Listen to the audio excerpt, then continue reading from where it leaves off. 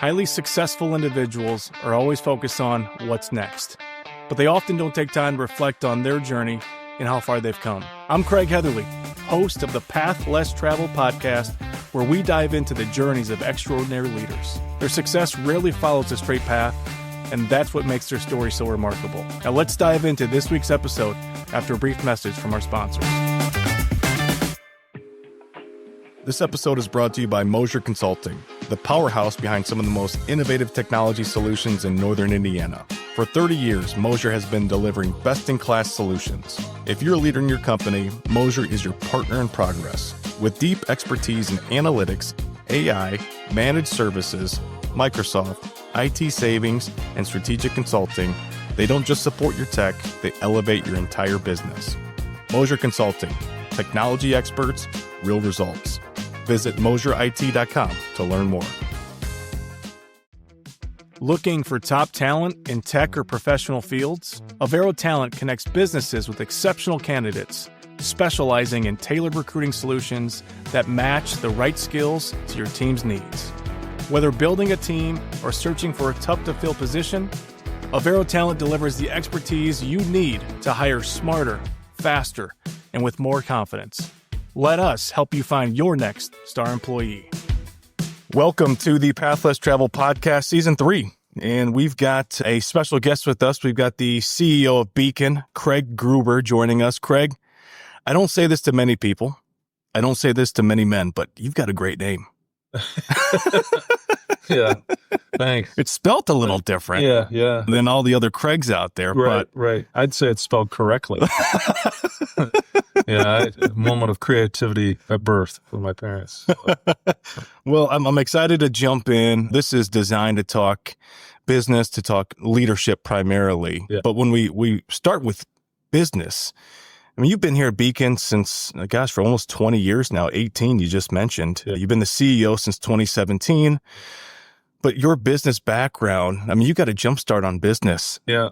So I grew up in a family business, right? So my grandparents started a greenhouse business of flowers and plants. And when you're part of the family, you get put to work. So from the age of 5 years old on, I was working. You get home from school, the expectation was you got on your bike and you rode down to the greenhouse and you worked until the lights went out. And then a greenhouse, when the lights go out, means when the sun goes down. And that's what we did. And it was 6 days a week, didn't work on Sundays. Family had a faith background that said, hey, on Sundays, that's a day of rest and you don't have sales on Sunday. But even then, there were sometimes you went on Sunday, check on the plants or something went wrong with the boiler or whatever. So I didn't know anything other than that. And it was a drag every now and then as a teenager when my buddies were off doing something else and I was at the greenhouse working. And you don't realize it then of all the things you're learning and picking up and kind of having instilled in you at the time. But there was a certain point when I did realize I was different and I had a different understanding of things. I had different objectives and goals that I had already determined what they were based on some of those experiences. And I think that was a different experience than really a lot of my colleagues or friends at the time had. And I learned a lot of fascinating skills, useful skills that I use certainly now, but even kind of the ability to fix something on the fly, right? With some duct tape and some shoestrings and all of a sudden you fix something because you had to do it, right? So all kinds of things that I was able to pick up and learn. So it was a great way to grow up. And I had all my family there, right? It was my mom's side of the family, but my dad's side of the family was there too. So I had both sets of grandparents, aunts and uncles.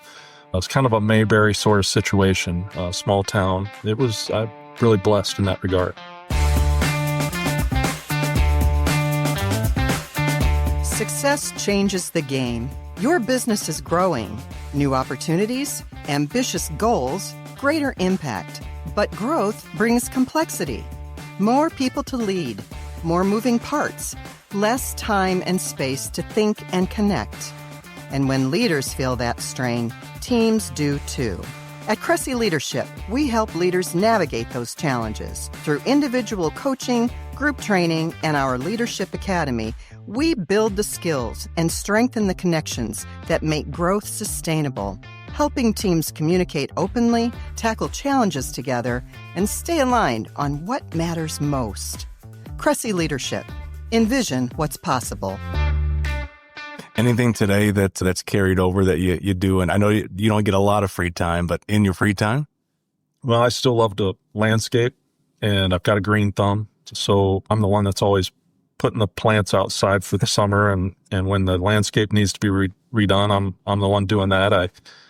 My daughter, who got married a year and a half ago, bought a house out in Denver. She called and said, "Hey, you guys want to come visit?" And I said, "Sure." She goes, "You want to help us landscape our this house?" And I, okay. So rented the pickup truck out there, made like 5 trips to the landscape place and basically did their landscape, did it for my son, do it for relatives. And it's a good release for me. And it puts me back in touch with kind of my upbringing, right? Plants and nature, and which is really how I recharge. So that's stuck with me. Yeah. It'll be with me till the day I'm done, right? It's the way I recharge.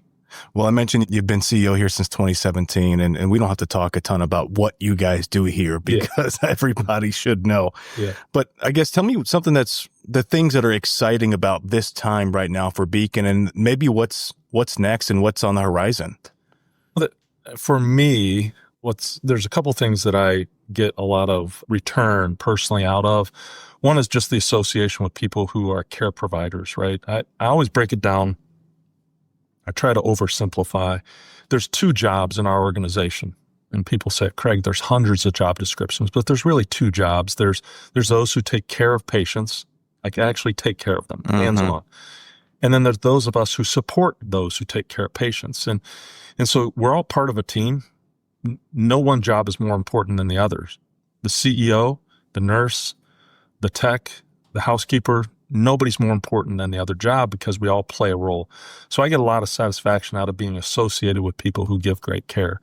The second part is our mission statement, right? And that it's really tied to, it's real simple. It's 3 things. It's outstanding care, inspiring health, connect with heart. And that is really grounded in our communities. And when we've been approached by other communities to help them do that, like Bremen, 3 Rivers, and Kalamazoo, Dowagiac, Allegan, when we've been approached by those other communities because they see something we're doing well and they say, "Hey, we'd like to be a part of that or have you assist us, help us," I take great pride in that, and the fact that we can then help them do that. I would say that's exciting for me because it's very fulfilling to know that you're making a difference in those communities as well. So when we talk about our community, it's this kind of expanding community. And at some point you say, can it get too big? Yeah, it probably can. And because you can't stretch yourself too far. But so far we've been able to do that and be very successful and help these other communities maintain jobs in those communities. That's exciting for me. Like Bremen, Indiana, small community, their hospital is about ready to close.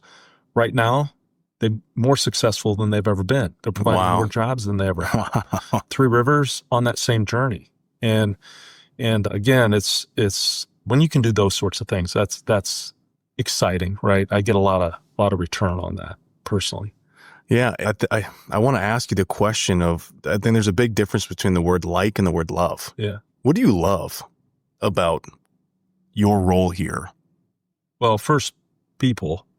I mean, I really do love the opportunity to interact with people. And it's funny because I'm an introvert by nature, which is hard. People say, how can you be a CEO and be an introvert? People don't really understand extrovert, introvert. Introvert means that when I'm out in a big crowd, that takes energy from me. Yes. And I need to recharge in a quiet kind of individual way, the landscaping, working with the dirt, introversion, right? But I love the small interactions with the one-on-ones. Like this, I could do this all day, talk to somebody. And when I get the chance to go out and round and talk to our employees, I like that, right? Because they're the ones doing the work. They're amazing people. So I love the people.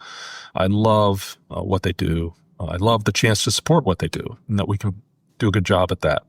Obviously, the easy answers and the ones that should come easy are family, friends, there's nature, right? Those sorts of things. But at work here, it's the people, and it is the what do we do, right? We're helping others.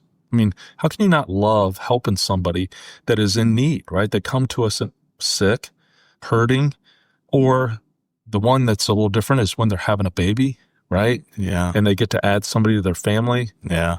So we get to participate in all that. So I love our mission. I love what we do. Yeah. And I've been fortunate for a career to do that. Well, the title of the podcast is The Path Less Traveled. As you think about that title and you think about just your journey, what things come to mind? We talked a little bit, and I shared with you kind of this. I've always been willing to maybe it's take some risks or do things a little differently or voice something a little differently that may not be the common way. And I've always believed that if you're a leader, sometimes you're going to have to pick a path that others aren't picking because of something you believe or you see or you've become to understand. Mm. And that you just know or think that it's going to be different. And we have to take a different path in order to be successful, whether that's personally, professionally, or organizationally. And I think that's the title of your podcast, right? It was interesting to me. I often share that I had this great aunt that was very influential in my life, and she was just very different type of person. The conversations she would have with me and the discussions we would have when I was a teenager, right? And she was teaching me lessons about life, and she was talking about how to pay attention to the things around you, awareness, being aware, paying attention to your intuition. And I think those are things that are different about me that I think I pay attention to some things that other people may not. Situational awareness, some people might call it that. Mm-hmm. But the best example I can give you is when my board meets, right? So my boss is a board, 14 individuals of community members. And our meetings, we talk a lot about strategy and what do we need to do to be successful and where we headed for the future. And while those discussions are going on, I'm listening, but I'm also watching the room. I'm looking around the room, watching people's expressions, tracking to see not only what they're saying, but how are they reacting to it. And you can learn a lot by what's happening, going on around you. Mm. Are we headed down a path that people are buying into? Or are we heading down a path that people are not engaged with, supportive of? The unspoken, right? The nonverbals, so important. And so I pay a lot of attention to those things. Just what's going on around you can give you a lot of signals. I asked one of your teammates, Mark Brett, what's something inside of the walls of Beacon that people outside of the walls of Beacon should know about you? Should I leave the room? Says he's extremely well-read, hyper curious, and a very good listener. And what you're talking about there, you're curious about those in the room and how they're receiving the message. My question to you is, has it always been that way for you? Or how have you worked on that skill? Because it is a skill. Yeah. How have you worked on that? Yeah. Well, first, I'd say my mom was a fourth grade school teacher, right? So when you grew up in a household with a fourth grade school teacher, reading was very important, right? I mean, reading. I then married a woman who loves to read, and I would get home from work and I'd be exhausted. And the minute I'd walk in the door, she'd hand me a book and she'd say, "Go read to the kids." And I'd be like, and it's like, I just got home. Oh, and she'd be like, "Read to the kids." And she'd make me go read to the kids. I have 3 kids who are voracious readers. So I will tell you, I've always believed reading is a key element to, it's so foundational to our learning, our ability to communicate, our curious nature, mm-hmm. imagination, all those things. So I had 2 women in my life that were key to driving that, I think, foundation of curiosity, that sort of thing. So that's on the, why am I curious and why do I ask questions? And I think it comes from some of that. Yeah. Just the second thing about the listening, I think he's giving me a lot of credit I don't deserve because my mind works at hyperspeed sometimes and I get ahead of myself. Pretty sure my wife wouldn't give that answer. Rightfully so. She's right too, because I will jump ahead. And so, but the listening part, I would say, how do I develop that? It's more than listening. Like I was talking about those other senses. Mm-hmm. Mm-hmm. If you think about listening as just one of our senses, right? Sight's another one, smell's another one, touch is another one. And I put that together in this category of awareness, right? Mm-hmm. So I'll go back to my great aunt. When I was growing up, she's a fascinating woman. She had spent time in Mexico on travels, and she worked at the greenhouse along with her sister, my grandma, who started the business, right? And we're talking about, these are women in their 70s still working, right? But anyhow, they lived down the street. And so we'd go down the street to have lunch, and we'd take siesta. So it was you'd take a nap after you ate lunch. And she would say to me, she'd say, now you're going to have dreams while you sleep. Remember what you're dreaming about. I was a kid, right? Wow. It's like, so the first few times it's like, she'd say, what did you dream about? And I don't know. And she'd always come back, she'd say, remember what you dream about. Eventually I learned to remember what I dream about. And it wasn't about interpreting dreams, but her whole point was, there's a reason you're dreaming. I don't know what it means, but it means something. Pay attention to that. Understand it, think about it. What's it telling you? She didn't have the answer for it. The other thing she would do is we'd leave the greenhouse, and every now and then, or we'd go somewhere, and she'd say, stop, be quiet. What do you hear? What do you see? She was all about kind of this. Yeah. And that's a skill, right? To stop, pause, be quiet in yourself, be quiet, and take it in, right? And I don't know if you've ever had these moments of like hyper clarity because you've paused. And I think it's so challenging for people these days with the inundation of the cell phone, right? It's in your hand all the time, of the noise around us, to just stop and be quiet and receive whatever it is. Sounds of nature, sounds of traffic, sounds of a meeting, whatever you're doing, just allow those things to come in so you can be aware. So that listening, I think, is beyond just what you're hearing. It's what are you receiving in that moment or in that session or over a continuum, and what are those things telling you? And how do you synthesize that, right? How do you put those things together? But it starts with at least listening in the broader sense. So I think that's one of those lessons I learned as a kid that, like, some people would say, oh, dude, that's weird, right? That's starting to get on that edge. And I don't talk about it a lot because some people, when you talk about intuition, some people make that seem mystical and magical. I don't define it that way. I define it as paying attention to all those things. Yeah.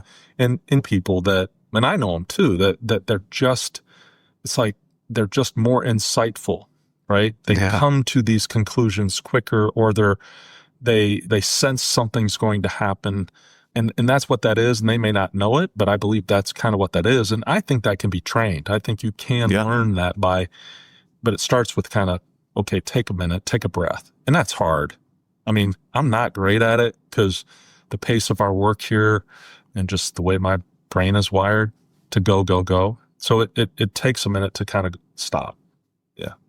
I love this. In a conversation, as you mentioned earlier, there's a lot happening, right? There's with the words that I'm saying, you're receiving those words. Are you ready to respond? Tonality, nonverbal, what's your body language? There's a lot happening in a conversation to actually fully be present and listen. Yeah.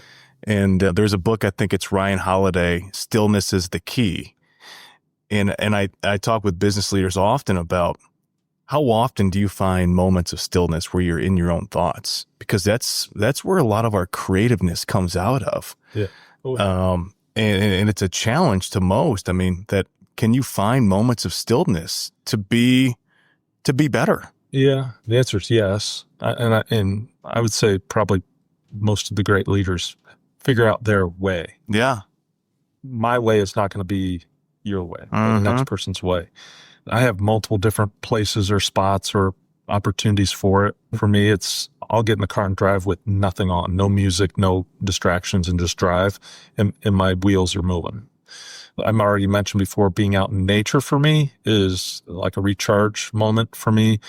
And I will tell you, some of my best thinking comes. We've got this walking path we put in for the community here. And I'll say to Laura every now and then, don't do it a lot, but I'll say, hey, I'm going to take a lap. And I'll do a lap. And it's a little less than a mile. and my wheels, and it's funny because the wheels actually slow down. I can almost feel it, right? That they slow down and the clarity is better.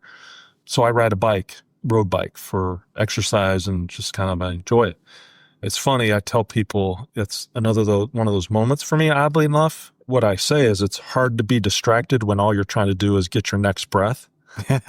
And so again, what you're able to do is kind of slow things down mentally, because you got to be in the moment riding your bike, but it also somehow frees up space for me to think and just recharge that way. So I've got many different ways and approaches that I've figured out over the years that work for me. Yeah.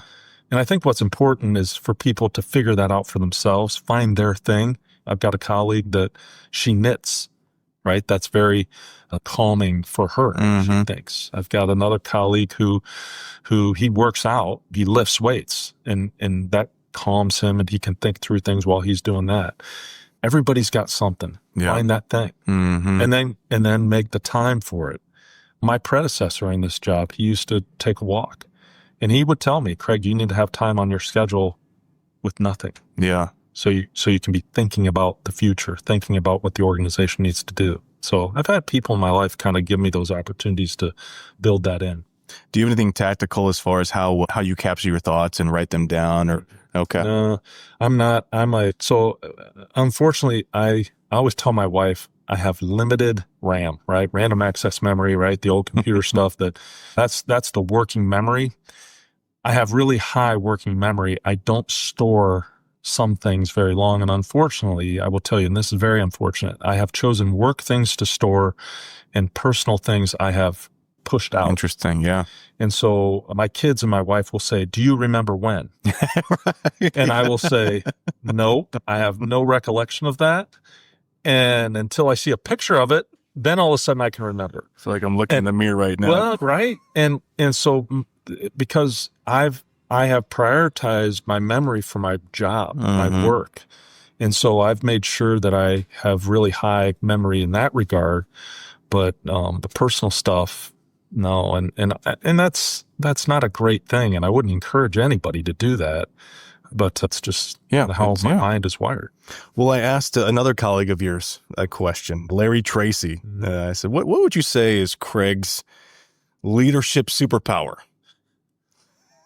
He says he has the ability to connect with people from all walks of life. He has the ability to explain our extraordinarily complex system of healthcare delivery in terms or ways that every person can understand or relate to. I got to witness this about a week ago at an event that you guys hosted in Elkhart, and so did everybody in that room. So my question to you is, how would you describe just your leadership style? Yeah, it's always been a hard one for me, right? And I use this term situational awareness. I guess I'd use the term situational leadership, right? Depends on where you're at and who you're with and what it calls for. And this ability to talk to anybody, again, it comes from kind of who I am and how I was brought up and the opportunities I had to interface with different types of people all throughout my kind of personal journey, right? I grew up in a greenhouse, and I worked with guys who hadn't finished high school, right? They were great guys. And also worked with, my parents went to college, a school teacher, a state auditor. So education was important and pursuing higher ed was important, yet also was relationships with people who that wasn't a priority and that wasn't a plan. And then sports, right, gives you, I will tell you, I'm a big believer in activities for kids in sports because it exposes you to a lot of different people not like you. And for me, I grew up in a 99% white community. And when I played basketball, I got exposed to basically the black community, right? The black guys was who I played with in a lot of tournaments and then in college. And so I connect to the black community probably just as well as I connect to the white community, if you will. And just learned the language is different. As I always tell, I'll divert for a minute. I've had people talk about this notion of I want to be able to bring my full self to work. And I have a different answer to that. And the answer is no. You don't get to bring your full self to work. Because my full self includes me on a basketball court with language that wouldn't be appropriate as a CEO. You know what I'm talking about. And so it's situational. It is. And you have to be able to put the rails on yourself in each situation. That's good. Yeah. And move it between place to place and connect with whoever you're with at the time. And if we were on a basketball court right now, you and me, we'd be having a different conversation, right? In a different language. Yeah. We're not. Right now you're talking to the CEO of Beacon House System. And I think I've used that ability to take what I do, then to break down, okay, what is this thing that we're doing here that often people don't understand how it works, and explain it in terms they can understand. And if that's a superpower, which I really appreciate these guys talking nice about me, I guess I'm glad to have that. And if it helps people understand things, then that's great. But I do think it's a responsibility we have to try to give people information, help figure it out, because it is so confusing. And right now in the national scene, healthcare's front and center, right?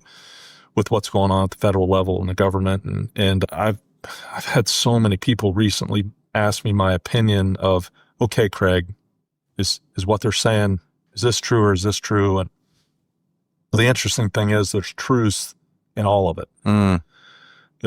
And I've often said when someone's talking, even if you don't agree with it, I would challenge you to think about where's the truth in it. Because for them, there's a truth in there somewhere. Right. And I've always tried to do that with people is when you're in a situation of an issue or kind of a conflict, it's like, where's the truth in it? And where can we find the commonality that we can get to a solution? And again, I think that has to do with being able to work with and interact with almost anybody. You mentioned that you love the fact that you get to work alongside of people and serve people. As a leader, it's very common. Some of your biggest challenges are people, right? Yeah. And you just mentioned, I think you mentioned the word conflict. Yeah. When there's tension, how do you handle conflict and conflict resolution? And do you have a framework for having hard, difficult conversations? First, make sure it's never personal, right? I mean, we're in this situation because the roles we're in, not who we are, right? I mean, I'm the CEO, whatever, in that conflict situation. They're in the role they are.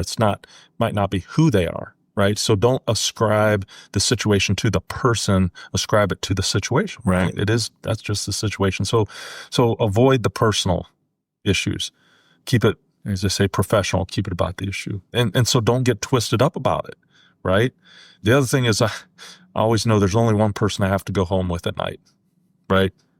And that's the person that, that I got to make sure I'm always square with. So it's okay to have conflict with somebody in a situation. It's okay to be on the opposite side of things. Find the commonality, right? Find the issue that you can agree on. If there is any, find it. Yeah. And then, drive on that. Yeah. And then the fact is compromise. The fact is you can't be win-lose all the time. I mean, occasionally maybe there's a win and that person doesn't get what they want. And that's just the way it worked out. But if that's what you're always after, that's a bad strategy over time. And you will fail personally and professionally and organizationally if that's what you're after every time. And so people think compromise is weakness. It's not. Compromise leads to solutions. I was involved in a mediation for the organization once, and the mediator, an attorney, he said at the very start, he said, if both parties don't walk away unhappy, we've probably not done our job. He said, if it's a win-lose, somebody's happy and somebody's pissed, we probably didn't do a great job. Mm-hmm. He said, but if both parties compromise, he said, it's probably the best outcome we can expect. And unfortunately in our world today, there's so much polarization where it's got to be my way and where it's my way. Right. And there's no willingness to compromise and move ahead. And so I guess that's a framework, if you would. It is. Try to get to something. And just that's how I kind of work through it. Well, I've got a couple final questions as we start to wrap up. You've accomplished a lot. You've been a part of a lot of successful things, initiatives.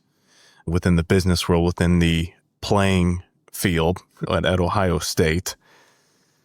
What are you most proud of? And let's just take Beacon off the table. Oh, because that's where I would. Yeah, right. You're storing on the memories. I'm going to challenge you here. Yeah, right. Let's take that off. Let's take that off the table. What are you most proud of? I'm not going to make this easy.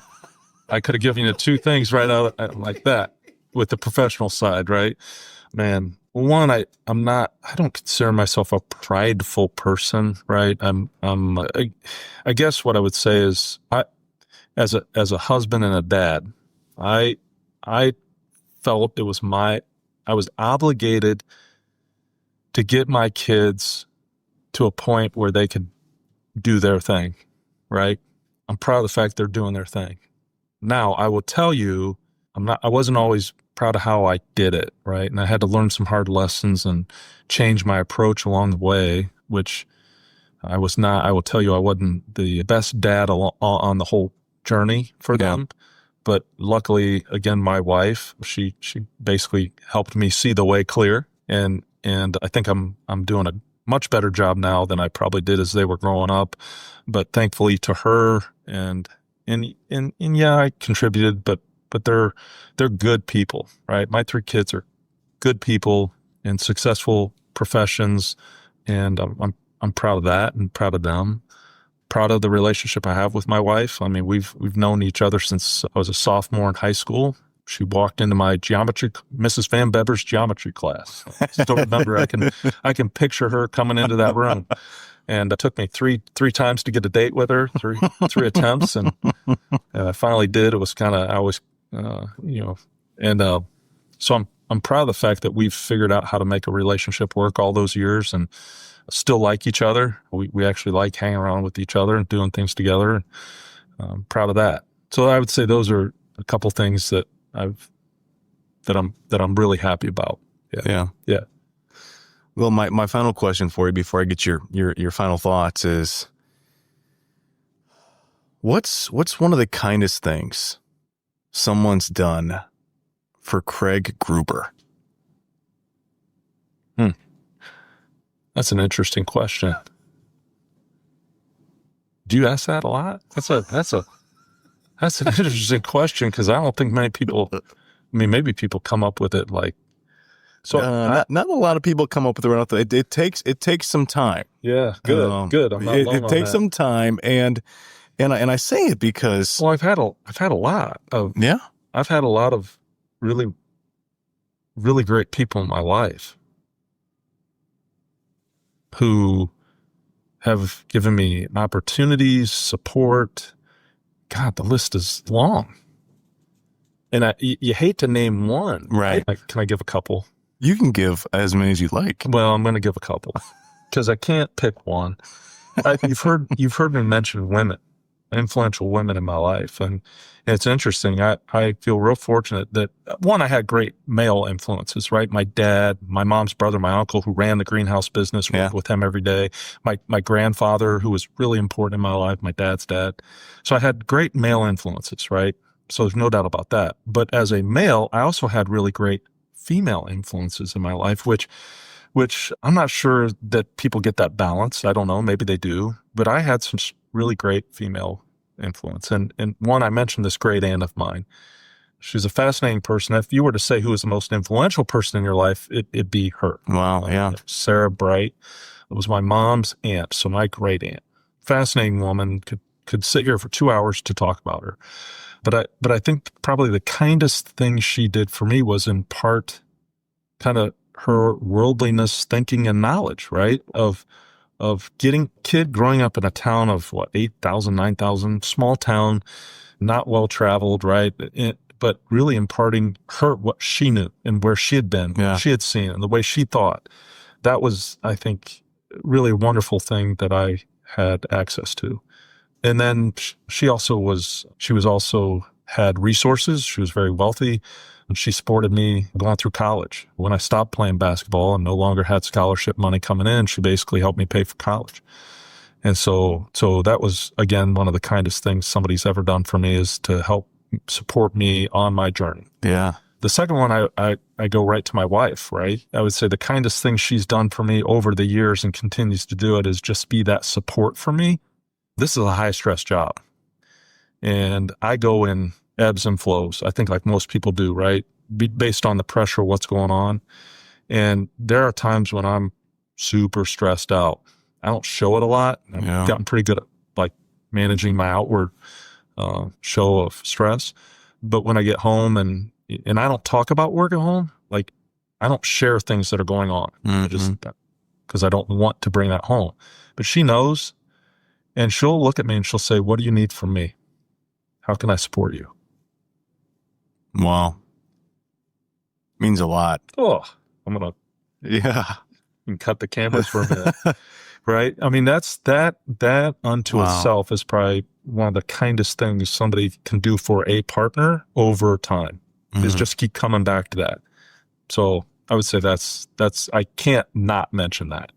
That's beautiful. And something that we're doing more in our home, and I'm actually having this conversation with more people, asking this question to more and more people, is what's consuming your thoughts right now?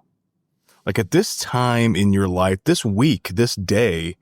And I think it's a great question also to ask your partner in life of like, what's going on in your mind? Yeah.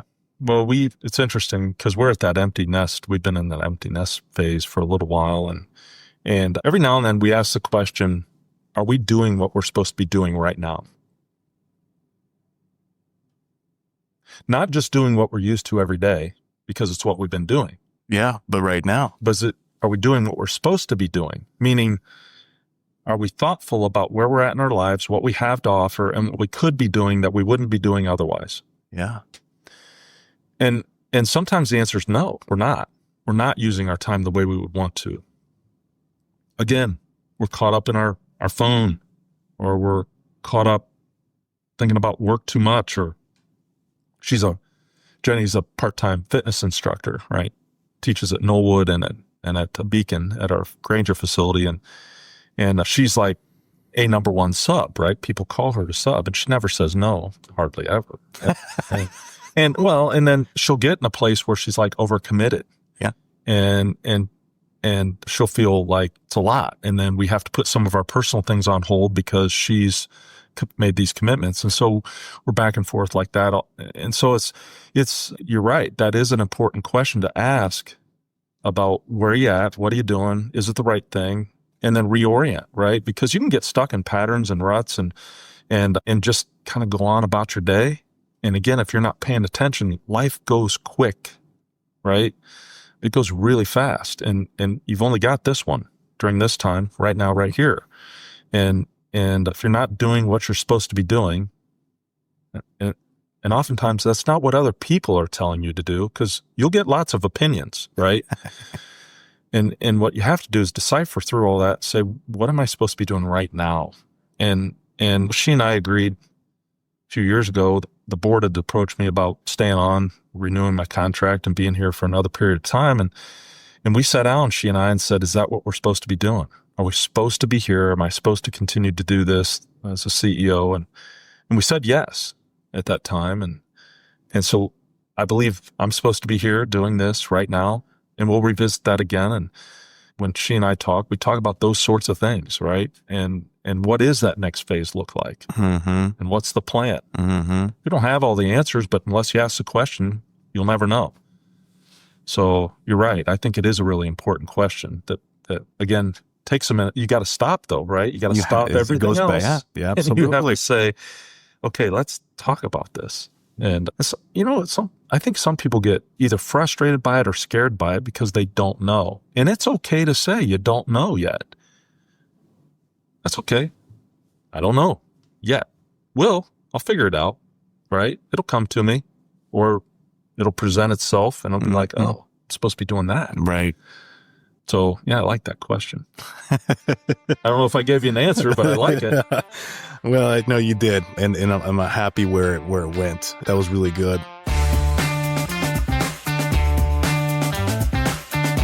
A big thank you to Senior One Care for sponsoring today's episode.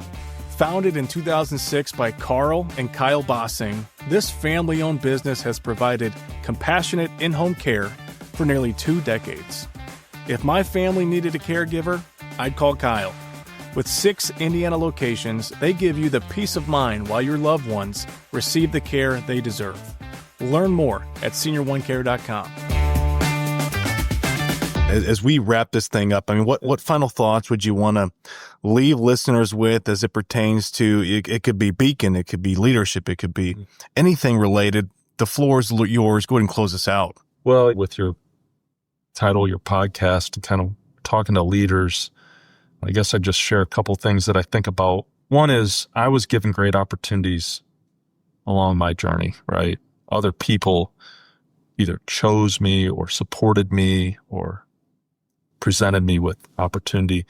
I would say leaders need to pay that forward, right? Do that for others, right? Provide those opportunities, be a support to somebody else.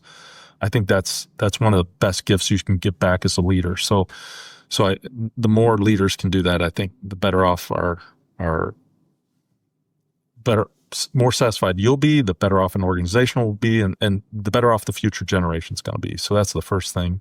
The other thing I shared with you is just that piece of advice I give to a lot of people is, and I'm pretty sure I'm going to write this out before I'm done doing this job someday, is kind of lessons learned over my life. But it is that I shared with you that have an old person in your life, make sure you're connected to old people. Yeah. Why? Because they know things you don't know. They have wisdom, right?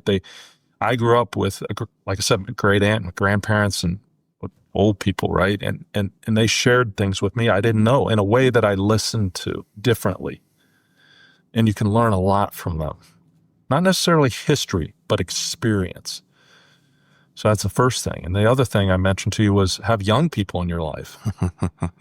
The young people are the people you should be watching and learning from about how they learn and about how they communicate and about what things they're using, because that is the future. The patterns they're setting are what's going to happen 5, 10, 15, 20 years from now, and adapt. Mm-hmm. And if you don't keep up, you're going to get left behind. You're going to be the old man who's calling your grandkid to program the VCR, right? I mean, that was it, and I don't want to be that guy, right? I want to be the old guy who still knows how to do those things because I'm evolving.